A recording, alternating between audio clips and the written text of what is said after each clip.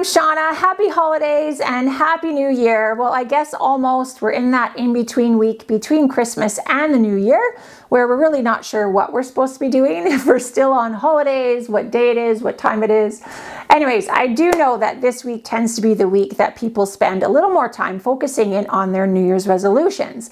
And so I don't know if you're one of those people that do resolutions or not, but if you are, then you probably experienced in the past where those New Year's resolutions don't stick around for very long.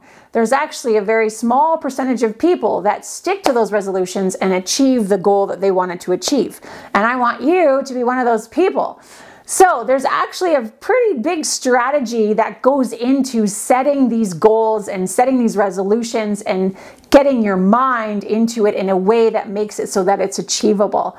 And so a lot of times what happens with these New Year's resolutions and reasons why they fail is they're just a little bit too vague, maybe a little too lofty, things get a little overwhelming. Maybe the realism of how much time it takes or physical demand it takes in order to achieve those goals. Sometimes it's just a matter of right now you're in that break week, you're feeling really good coming off of Christmas and the holiday season. And so when actual reality meets the road come January and obstacles start to come in, it gets a little bit kind of hard to maintain. And so there's things that we want to do and ways to actually go about setting these goals and setting these resolutions so that you can bring in 2022 the way you want and that it feels good for you. So what we're going to do is for the month of January, we're going to spend our entire month focusing on your mind. And now we're going to talk about why focusing on your mind is so important in one of our talks in January. But the reality is your brain really determines your thoughts, your emotions, your behaviors, your actions, and how you're actually able to take steps towards the goals that you want to take. We know that specifically people with health concerns, there's a lot of anxiety and sometimes depression and just, feeling of unsteadiness that kind of is at play there as well.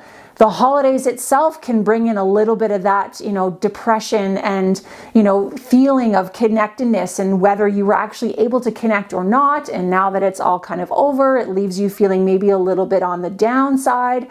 So all these things come into play and our brain is at the very fundamental level of it all. So we're going to spend the entire month of January talking about our brain so that you can reach the health goals that you want to reach or whatever goals. You can use these strategies in any other goals, financial, whatever it might be, in order to actually be able to maintain your focus on taking those action steps that are going to get you to those goals.